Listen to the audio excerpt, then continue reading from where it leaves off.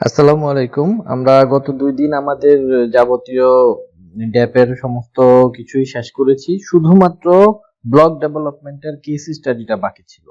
তো আমি আশা করব আপনারা আজকের এই ভিডিওটা থেকে সেই ব্লক ডেভেলপমেন্টের আপনার কেস স্টাডিটা শিখতে পারবেন এবং আপনারা যতটুকুই গত ২ দিন আমাদের কাছ থেকে শিখেছিলেন সেই শিক্ষার আলোকে আজকে ওইগুলো মাথায় রেখে ভিডিওটা দেখবেন, তাহলে ভিডিওটা ইজি হয়ে যাবে। সামান্য কিছু কিছু জায়গায় একটু ডিফারেন্ট গত কেস স্টাডি গুলোর থেকে, আমরা দেখি কি ডিফারেন্স হয়।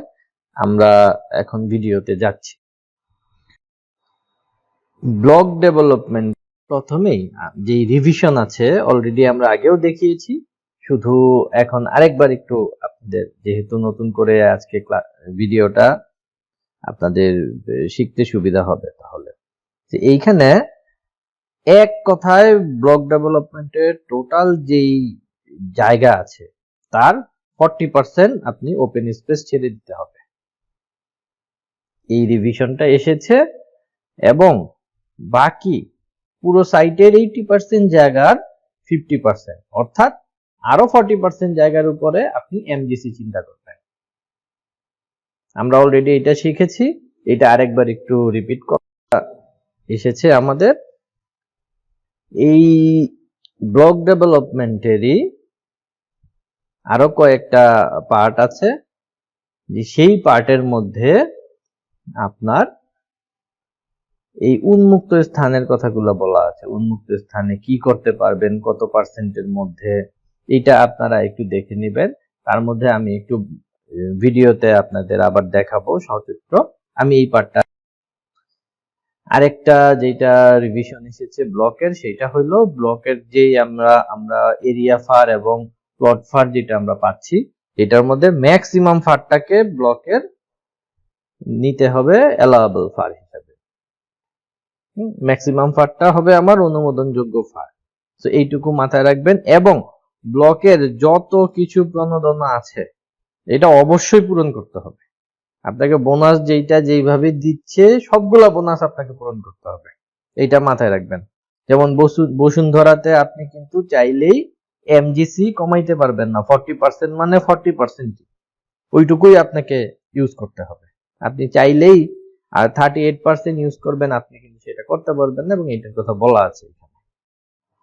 সো আমাদের এরকম একটা ল্যান্ড যদি থাকে, আমরা এটা গত ক্লাসে দেখেছি, আমাদের 40% ল্যান্ড সারেন্ডার করে দিতে হবে ওপেন স্পেস। এইখানে অ্যাক্সেস হবে সরাসরি রোড থেকে। 10% এরিয়া ওপেন স্পেসের মধ্যে আমি কাভার্ড কিছু একটা করতে পারবো। সিটিং এরিয়া করলাম, ওয়েস্ট ম্যানেজমেন্ট করলাম, আমার পাম্প হাউস বানাইলাম। 10% টোটাল এই 40% ওপেন স্পেসের 10% এরিয়া, অথবা 4000 স্কোয়ার ফিট যেটা ছোট হয়, ওইটা কিছুক্ষণ আগে আমরা দেখলাম, এইটা আমরা বানাতে পারবো। বাদ বাকি 25% এরিয়া হবে আমার পেভমেন্ট বা আমার কোনো টেনিস কোর্ট, ব্যাডমিন্টন কোর্ট বা এই জাতীয় কিছু। বাকি 65%, এই 40% এর 65% এরিয়া ওপেন থাকবে, এটা আমরা দেখেছি।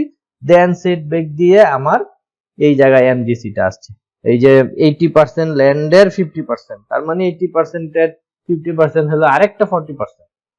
সো 40% আমি ওপেন রাখবো, 40% আমি বিল্ডিং বানাবো, সেটব্যাকে বাকি 20% চলে যাবে। আমার এন্ট্রিটা কোনোভাবেই এই দিক দিয়ে হবে না, আমাকে এন্ট্রিটা সরাসরি রাস্তা থেকে আমার বিল্ডিং এর ভিতরেই আসতে হবে, ব্লকের ভিতরেই আসতে হবে।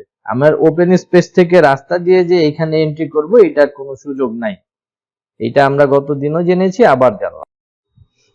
এখন আসেন ব্লকের প্রণোদনা আমরা কিভাবে পাবো। আমি তো টোটাল ল্যান্ড এরিয়ার 40% ছেড়ে দিলাম। আপনাকে এই প্রণোদনার ক্ষেত্রে আগের গুলাকে একটু ভুলে যেতে হবে। আপনার মিনিমাম 10 কাঠা থেকে শুরু ব্লক, 10 থেকে 20 কাঠা যদি হয় আপনার প্লটের এরিয়া, তাহলে এই বোনাস গুলা পাবেন আপনি। জনঘনত্ব বোনাস পাবেন 15%, এরিয়া ফার পাবেন 15%, প্লট ভিত্তিক ফার পাবেন 0.25। এটা যোগ করতে হবে, বাকি দুইটা গুণ করতে হবে। আমরা দেখব অঙ্ক করতে গিয়ে। আমার যে সেকেন্ড স্টেপ আছে 20 কাঠার উপর থেকে 2 একর জায়গা, এইটার ক্ষেত্রে ন্যূনতম রাস্তা লাগবে 25 ফুট। 25 ফুট রাস্তা যদি হয় তাহলে আপনি এই প্রণোদনাগুলো পাবেন। জনঘনত্ব 20%, এলাকা ভিত্তিক ফার পাচ্ছেন 25% এবং প্লট ভিত্তিক ফার পাচ্ছেন 0.5। ঠিক আছে, একইভাবে 2 থেকে 5 একরের জন্য এখানে বলা আছে, এবং 5 একরের বেশি জায়গার জন্য কি করতে হবে বলা আছে। রোডের কথা তো এইখানে দেয়াই আছে, আপনারা এটা একটু দেখে নেবেন। আমরা অঙ্ক করার সময় আবার দেখব স্পেসিফিক আমাদের সেই কেস স্টাডিটাতে কি। আরো একটা জিনিস এইখানে সুন্দরভাবে বলা আছে যে আপনি ব্লকের যে জায়গাগুলো রাস্তার জন্য সমর্পণ করবেন সেইটা কিন্তু সিটি কর্পোরেশনের কাছে আপনাকে হস্তান্তর করতে হবে দলিলের মাধ্যমে। সুন্দর করে সিটি কর্পোরেশনের কাছে এইখানে আপনাকে, বা খেলার মাঠে যে 40% এর কথা যেটা, আপনি সেট ব্যাক করবেন কি ইমারত নির্মাণ বিধিমালা অনুসারে দেখবেন। আর ব্লকের এই জায়গাতে এসে জনঘনত্ব ও আবাসিক ইউনিটের জন্য আপনাকে একটা ফর্মুলা দেয়া আছে। সো আবাসিক এই যে ব্লকের সর্বোচ্চ অনুমোদিত জনঘনত্ব, এইটা হইলো আপনি 3.6 থেকে যে জনঘনত্ব পাবেন সেইটার সাথে গুণ করতে হবে আপনার ল্যান্ড এরিয়ার উপর ভিত্তি করে যেই জনঘনত্ব বোনাসটা আপনি পান। অর্থাৎ এইটা হইলো 10 কাঠা থেকে 20 কাঠার জন্য 1.15, 20 কাঠা থেকে 2 একরের জন্য এইটা, 2 একর থেকে 5 একরের জন্য, 5 একরের উপরের জন্য হলো 1.3। তো এই পাওয়ার পরে আপনি নতুন যে ইউনিটটা হবে, আপনার নতুন যেই আপনার ইউনিটের সংখ্যাটা হবে নতুন প্রাপ্ত জনঘনত্ব ব্লক ইনটু কাঠা। এইখানে এইটাও আমরা ফিজিক্যালি দেখব ক্যালকুলেশন করার সময়। ফার ক্যালকুলেশনের সময় আপনাকে একইভাবে এলাকা ভিত্তিক ফার আপনি যেটা আছে সেটা তো পেলেন। এই ফারের ক্ষেত্রে আপনি যেটা এই ব্লকের সর্বোচ্চ অনুমোদিত জনঘনত্ব, এটা হইলো আমরা নতুন যেই জনঘনত্ব পেলাম ইনটেনসিভ সহকারে, ইনসেন্টিভ সহকারে, সেইটার সাথে গুণ করতে হবে। আমরা দেখব এইটার ক্ষেত্রেও। এবং এই ফার যদি 2 এর কম হয় তাহলে তো 2 ধরতে হবে, আর যদি 2 পান তাহলে 0.5 এইটার সাথে আবার যোগ করে নিতে হবে। এটা অলরেডি আমরা প্রথম ক্লাসে পড়েছি। এবং প্রণোদনা সহ ব্লকের প্রাপ্ত এলাকা ভিত্তিক ফার যেটা আসলো আপনার, হ্যাঁ, এই যে এই ক্যালকুলেশন করে আপনি যেটা পেলেন, এই ফারের সাথে আপনাকে যদি জায়গাটা উপর ভিত্তি করে আবার এইখানে প্রণোদনা আসছে, তো ফার যেটা পেলেন ওইটার সাথে 10 কাঠা থেকে 20 কাঠা হইলে এটা, 20 কাঠা থেকে 2 একর হইলে 1.25, 2 একরের উপরে গেলে 1.3, এইভাবে করে আপনাকে ফার ক্যালকুলেশন করতে হবে প্লট ভিত্তিক। অর্থাৎ রাস্তার ক্ষেত্রেও একই, যেই ফারটা আপনি এই দেয়া আছে 3.5 এ, ওই ফারের সাথে যোগ করবেন জায়গার উপর ভিত্তি করে। এই যে 3টা ফার দেয়া আছে, 4টা, এই 4টা। আরেকটা ব্যাপার, আপনি ব্লকের প্রাপ্য সর্বোচ্চ মেঝের ক্ষেত্রফল, হ্যাঁ, মেঝের ক্ষেত্রফলের ক্ষেত্রে আপনাকে বলা আছে এই যে সমর্পণযোগ্য উন্মুক্ত স্থান সহ, অর্থাৎ যে জায়গাটা 40% আপনি ছেড়ে দিচ্ছেন ওই জায়গাটা সহ কিন্তু আপনাকে বিল্ট আপ এরিয়াটা দেয়া হবে। এটা মাথায় রাখবেন। এমনকি 2008 সালে আমরা যেই সুবিধাগুলো পেতাম না, রাস্তার জন্য যেই জায়গাটা ছেড়ে দিব আমি, ওই জায়গাটা ছেড়ে আমাকে বিল্ট আপ এরিয়া ক্যালকুলেশন করতে হইতো। কিন্তু ব্লকের ক্ষেত্রে এইবার বলা হচ্ছে রাস্তার জন্য যেই জায়গাটা ছাড়বেন ফার অনুযায়ী মোট নির্মাণ ক্ষেত্রফল নির্ণয়ের সময় পুরো জমির পরিমাণ ব্যবহার করতে হবে। অর্থাৎ রাস্তার জন্য যে জায়গাটা আপনি অলরেডি ছেড়ে দিয়েছেন ওই জায়গাটা কিন্তু আপনি টোটাল বিল্ড আপ এরিয়া বের করার সময় ফারের সাথে ওই ছাড়া জায়গাটাও যোগ করে নেবেন, আপনাকে পুরো জমির ফারটাই দেয়া হবে। আরেকটা ব্যাপার মাথায় রাখবেন, এখানে ওয়েস্ট ম্যানেজমেন্টের একটা ব্যাপার চলে আসছে, এনভায়রনমেন্টাল একটা ইস্যু। 15 বা তার উপরে যদি ইউনিট হয় আপনার, তাহলে কিন্তু একটা সলিড ওয়েস্ট ম্যানেজমেন্টের ব্যবস্থা রাখতে হবে। 100-র উপরে ইউনিট হলে এসটিপি সুয়ারেজ ট্রিটমেন্ট প্ল্যান্টের ব্যবস্থা রাখতে হবে। সো এই ব্যাপারগুলা মাথায় রাখেন। তারপরে নাগরিক সুবিধাগুলা প্রথম ক্লাসে আমরা বলেছি, এখন আর এটা রিপিট করব না। মনে হয় কেস স্টাডিতে চলে যাই। সো আমরা কেস স্টাডি 3 এটা দেখব। 3 এর ক্ষেত্রে আমরা আদাবর এলাকাটাকে বেছে নিয়েছি। তো আমি পরিকল্পিত এলাকাতে তো 2-3টা করলাম, একটা অপরিকল্পিত এলাকায় আমি ব্লক ডেভেলপমেন্ট করব। দেখি এটা। মনে করেন আদাবর এলাকাতে আমার 22 কাঠা একটা জায়গা, এক্সিস্টিং জায়গা আছে, রাস্তা কিন্তু নাই, 20 ফিট এলাকা আদাবর, ডিএনসিসি এত, আমরা ব্লকের A3 মেজর এটাকে নিয়ে কাজ করব। সো একইভাবে আমরা গত 2 ক্লাসে যেটা দেখেছি, এই ইনফরমেশন গুলো আমার কাছ থেকে ক্লায়েন্ট জানতে চেয়েছে যে আমার কয়টা ইউনিট হবে, বিল্ডিং হাইট কত, এরিয়া পার ইউনিটে কত করে আসবে, প্রতি ফ্লোরে কয়টা করে ইউনিট পাবো, টোটাল বিল্ট আপ এরিয়া কত আসবে, হ্যান তেন এই ধরনের অনেক ইনফরমেশন চেয়েছে। আমরা এখন আদাবর এলাকার এই যে এরিয়া ওয়াইজ যেই ফাঁকটা আছে অলরেডি, এটা আমরা নিয়ে আসি। এখন ফর্মুলাটা বসাই দেখি কি আসে। তার আগে আমার মনে হয় আমরা বলেছি এই 20 কাঠার উপরে হলে আমাকে 20 ফিট রাস্তায় হবে না, 25 ফিট রাখবে। তো আমি এইখানে কিন্তু 25 ফিট রাস্তার জন্য ছেড়ে এই জায়গাটা আমার থাকবে, কিন্তু ফার ক্যালকুলেশন আমি পুরা 22 কাঠার উপরেই করব, এইটাও কিন্তু বলা ছিল। সো আমার যদি এইরকম একটা অবস্থা দাঁড়ায়, আমি 40% ছেড়ে দিই 22 কাঠার, 25 ফিট রাস্তা আমি করলাম জায়গা ছেড়ে, 22 কাঠার 40% আসে এত, সেটব্যাক দিয়ে আমার আরেকটা 40% আসে এত স্কয়ার ফিট। তো এইটার উপর কাজ করব। আমার এই হলো অবস্থা, যেইখানে 22 কাঠা জায়গায় আমি জনঘনত্ব বোনাস পাই 1.2। আমরা যদি ফর্মুলাতে থেকে দেখি, অলরেডি আমার 1.7 আছে এই এলাকায়, 1.2 বোনাস পাই, তাহলে আমার টোটাল আসে 2.04 ডেনসিটি পেলাম, নতুন ডেনসিটি।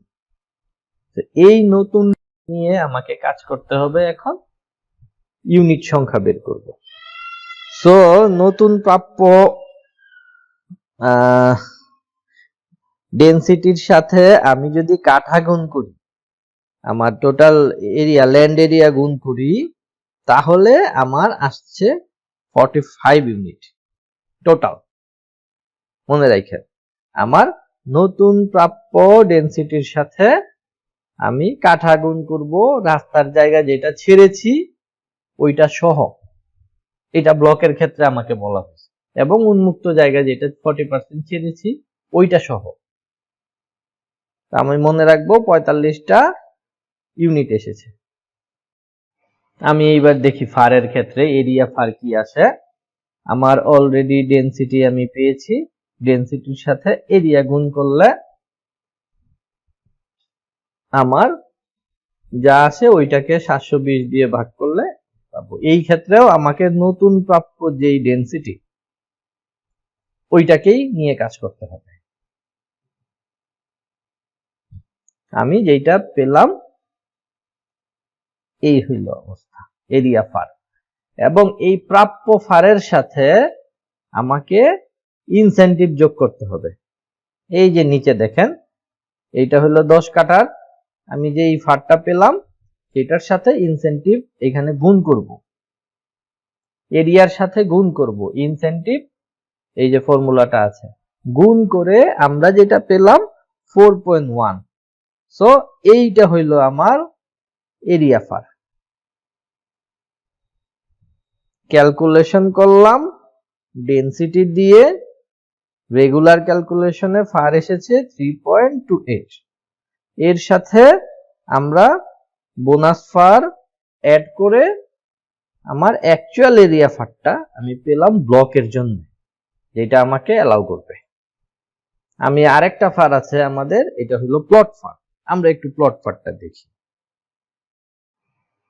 প্লট ফারের আমি ছকটা নিয়ে এলাম, আমার 20 ফিট রাস্তা হলে 2.75 হচ্ছে আমার এইখানে ফার। এই ফারের সাথে আমরা ইনসেনটিভ যোগ করব। এখানে একটা কথা আছে, আমি যে 25 ফিট রাস্তার জন্য ছাড়লাম, ছাড়ার পরে যেই ফারটা এসেছে, কয়েকটা জায়গায় আমি দেখেছি এইখানে 0.33 যোগ করতে, যোগ করার পরে যেই ফার আসে ওইটার সাথে এইটাকে যোগ করবে। কিছু কিছু জায়গায় এইটা করে নাই এই কাজটা। এখন কোথায় করবে কোথায় করবে না এইটা আসলে একটু ক্রিটিক্যাল। সো আমরা ওই সুবিধাটা আগেই না নিই যদি আমার ওইটা, কারণ আমরা তো জানি ফারগুলো রাজুক আমাদের করে দিবে। তো তারা যদি 0.33 যোগ করে দিয়ে দেয় আলহামদুলিল্লাহ, কারণ আমি কিন্তু 20 ফিট রাস্তা এখন আমার নাই, আমার রাস্তা কিন্তু 25 ফিট। 25 ফিট হলে 0.33 যোগ হয় আমরা জানি, কিন্তু এখানে যেহেতু বোনাস অলরেডি দিয়ে দিছে এবং ওইটা যোগ করার কোনো কথা বলা হয়নি ব্লকের ক্ষেত্রে আলাদা করে। কিছু কিছু ক্ষেত্রে যাদের দিচ্ছে, কেন দিচ্ছে আমি জানি না, যাদের দিচ্ছে না কেন দিচ্ছে না এইটাও আমি জানি না। তো এই ব্যাপারটাতে আমি একটু অপারগ। আমি কয়েকটা জায়গায় দেখেছি এই ফারটা তাদেরকে দিচ্ছে, 0.33 অ্যাড হয়েছে। আবার দুইটা জায়গায় দেখলাম, বিশেষ করে এই এই এরিয়াতেই দেখলাম এই 0.33 জিনিসটা তাদেরকে আর দেয় না, দেয় নাই। তো আমরা দিবে না হিসাব করেই কাজ করেছি। তো আমার রেগুলার ফার হচ্ছে 2.75 প্লাস ইনসেনটিভ আমি যোগ করলাম, যেহেতু এখানে একদম ফারটা আমাকে বানাই দিছে, কোনো পার্সেন্টেজ না। তো এইটা যোগ করে আমার টোটাল ফার আসে 3.25। এইটা হইলো প্লট ভিত্তিক ফার। এখন আমি দেখি কি কি ইনফরমেশন পেলাম আমরা। জায়গার পরিমাণ পেলাম, রাস্তা ছাড়ার পর পেলাম, এইটা আমার ইউনিট সাইজ দেয়া আছে, এইটা এমজিসি আমি পেলাম 40%, রাস্তা বানাই নিলাম 25 ফিট রাস্তা। ফাইনাল এরিয়া ফার অর্থাৎ ক্যালকুলেশন এবং ইনসেনটিভ যোগ করার পরে আমার এটা হলো ফাইনাল এরিয়া ফার। একইভাবে ফাইনাল প্লট ফার। এটা আমাকে নতুন সংশোধনীতে বলা হয়েছে যদি প্লট ব্লক ভিত্তিক ডেভেলপমেন্ট হয় সেই ক্ষেত্রে কিন্তু আমি ম্যাক্সিমাম ফারটা আমার অ্যালাউয়েবল ফার হবে, অর্থাৎ এই দুইটার মধ্যে যেইটা বড় সেইটাই আমার অ্যালাউয়েবল ফার। তাহলে আমার এই ক্ষেত্রে অ্যালাউয়েবল ফার হচ্ছে 4.1। আর নরমাল প্লট ভিত্তিক ডেভেলপমেন্টে কিন্তু হইলে আমার এই ছোটটা নিতে হবে। ব্লকের ক্ষেত্রে এই সুবিধাটা নতুন সংশোধনীতে আছে। তো আমি এবং ফার ক্যালকুলেশন প্লাস এই টোটাল বিল্ড আপ এরিয়ার ক্ষেত্রে বলা আছে এই ফারের সাথে কিন্তু আমরা 22 কাঠাটাই যোগ করব। রাস্তা ছেড়ে যে 21.4 কাঠা হয়েছে ওইটা আমার কিন্তু গুণ করা যায় দরকার নাই, আমার এই 22 কাঠাটাকেই এই জায়গায় আনতে হবে। তো এই গুণটা করে আমরা দেখলাম টোটাল বিল্ড আপ এরিয়া আসে এইটা 64,944 স্কয়ার ফিট। অলরেডি ইউনিট আমরা বের করেছি 45টা ইউনিট। আমরা এখন দেখি যে টোটাল কনস্ট্রাকশন এরিয়া আমার টোটাল 45টা unit into unit size RAJUK যেটা আমাদেরকে দিয়ে দিয়েছে ড্যাপের মধ্যে। আমরা দেখলাম আমার টোটাল 45টা ইউনিট করতে 52,020 স্কয়ার ফিট জায়গা লাগে, এর বেশি লাগবে না সিঁড়ি লিফট সহ।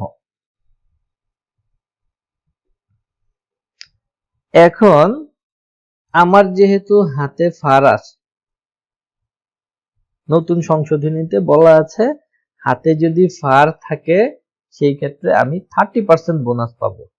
আগে ছিল 15%, আমরা প্রথম এবং দ্বিতীয় দুইটা ক্লাসেই বলেছি এটা প্লট এবং ব্লক দুইটার ক্ষেত্রেই প্রযোজ্য। 30% ইউনিট বোনাস পাবো। তাহলে আমার এই 45টা ইউনিটের 30% আসে 13। 45-এর সাথে তাহলে 13 যোগ করে আমার টোটাল ইউনিট আসে 58 নাম্বার।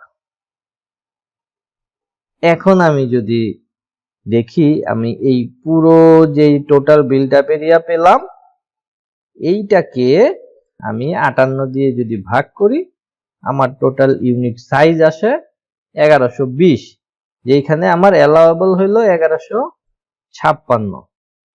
আমি 1120 করে পেলাম এক একটা ইউনিট সাইজ, প্লাস আমার ফার এক্সক্লুসিভ যেই সমস্ত এরিয়াগুলো আছে সেইটা, ফারের বাহিরের যেই জায়গাগুলা বিধিমালা অনুসারে আমি সেইটা পাবো। এই হইলো আমার টোটাল জিনিস। এখন আমাকে ডিজাইন করতে হবে আমরা কি করি। আচ্ছা, টোটাল কনস্ট্রাকশন এরিয়া পেলাম, টোটাল ইউনিট নাম্বার পেলাম, টোটাল ইউনিট সাইজ পেলাম আমরা, যেটা আমার টোটাল বিল্ট আপ এরিয়া থেকে এইখানে ফার এক্সক্লুসিভ সহ আমি বের করলাম।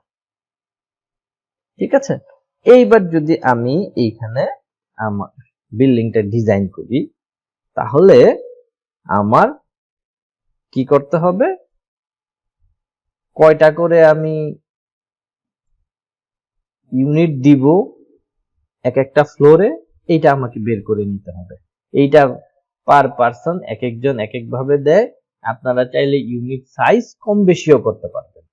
আমি এটা রাজুকে পার্সোনালি কথা বলেছি, তারা বলেছে যে ইউনিট সাইজ কম বেশি করা যাবে। সো আমি চাইলে 1156 দুইটা বানাইতে পারি, 1120 না করে এখানে 1000-এর দুইটা তিনটা বানাইতে পারি, 5টা ইউনিট করতে পারি।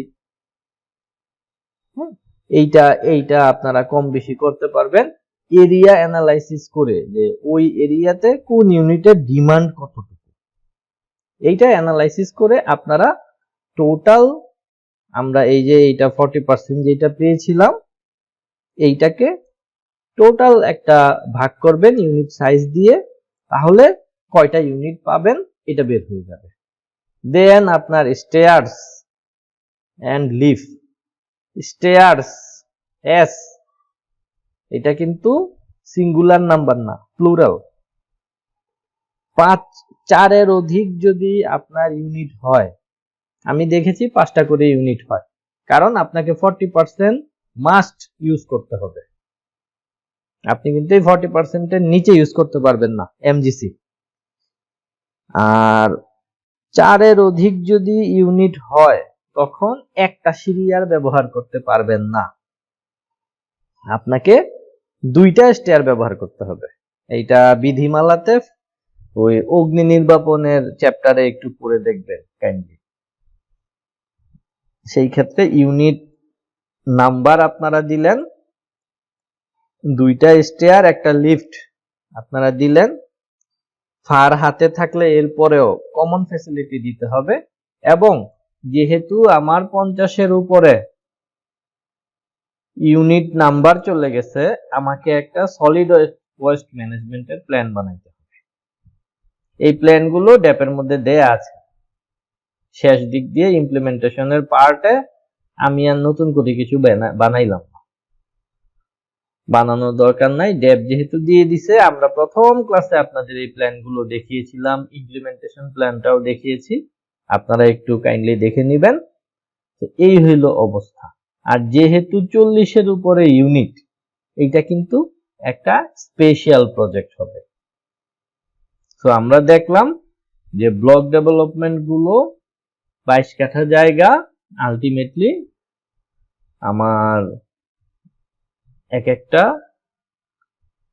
স্পেশাল প্রজেক্ট এবং সলিড ওয়েস্ট ম্যানেজমেন্ট প্ল্যান সহ বানাতে হয়।